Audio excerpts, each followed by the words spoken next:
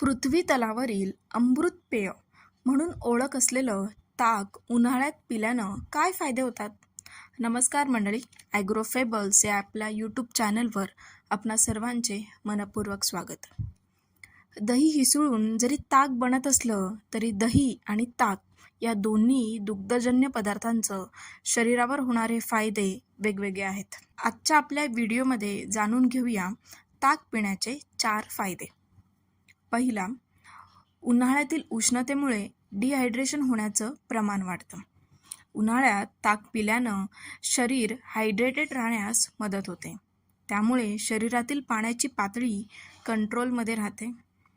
शरीराला नैसर्गिक थंडावा मिळतो. दुसरा, पचनशक्ती सुधारून ॲसिडिटी कमी होण्यास मदत होते. फूड पॉयझनिंग झालेल्या लोकांनी ताक पिल्यास स्टमक इन्फेक्शनचा त्रास कमी होण्यास मदत होते. ताकाचा उपयोग पचनशक्ती सुधारण्यासाठी अगदी औषधासारखा केला जातो. ताक पिल्यानं आतड्यांचे कार्य सुरळीत राहण्यास मदत होते. बद्धकोष्ठता म्हणजेच कॉन्स्टिपेशन असलेल्या लोकांनी तर ताकाचं नियमित सेवन हे केलंच पाहिजे. तिसरा फायदा, शरीरातील कोलेस्ट्रॉलचे प्रमाण नियंत्रित ठेवते. शरीरातील कोलेस्ट्रॉलचे प्रमाण वाढल्यानं रक्तवाहिन्यांमध्ये अडथळा निर्माण होतो.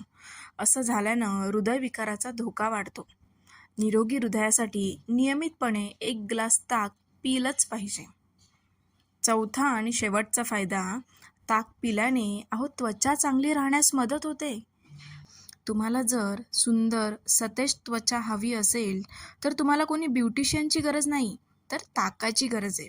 आपण पाहिलं की ताक पिल्याने पचनशक्ती सुधारते. त्यामुळे शरीरातील टॉक्झिक घटक शरीराबाहेर टाकले जातात, जे त्वचेसाठी चांगले असतात. तर मंडळी, उन्हाळ्यात शरीरात वाढणारी उष्णता कमी करण्यासाठी ताक पिलंच पाहिजे.